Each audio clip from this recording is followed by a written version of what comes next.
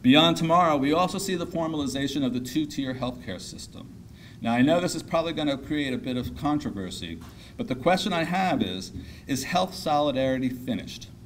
And when I'm talking about, when I refer health solidarity, because I from the very beginning, have always strongly believed that health solidarity and private healthcare are not in conflict. But the question I'm raising is the access to equal care finished? Much of the torturous process of healthcare reform taking place in Central and Eastern Europe today is based in health solidarity, those challenges. But when we examine the economic pressure of government deficits, inflation, defense, and corruption, I believe the issues will force governments to put in place a formal two-tier system. And there are two additional factors that I think are going to accelerate this. The first one is the rise of nationalism in certain parts of the world, and in particularly in Europe. We have the National Front in France, we have the True Finn parties in Finland, and we also actually have the Dutch Freedom Party as protesting and creating a lot of stir that's born out of the economic crisis that's going on in other parts of the Union. And we think that this actually can have a negative impact in the long run, specifically for healthcare.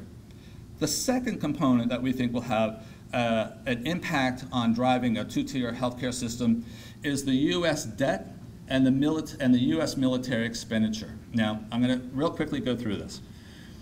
The U.S. debt has just passed 14 trillion U.S. dollars. The U.S. military budget has more than doubled in the last 10 years. These are not sustainable numbers, and they're not going to be sustained. Our thinking is that when the U.S. politicians begin to get serious, they will begin to withdraw troops from long-term military bases around the world.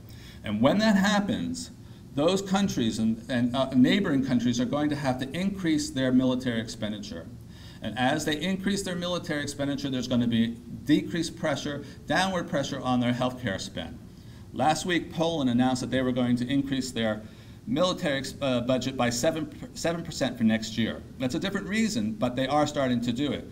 So we actually see that a withdrawal of U.S. military troops and a spend down in the U.S. military budget will have a positive impact for healthcare in many parts of the world, and specifically in Eastern and Central Europe. Because as those governments begin to balance off, right, increasing their military expenditures, downward pressure on their healthcare expenditures, they're going to hive off and begin to utilize a lot more private healthcare.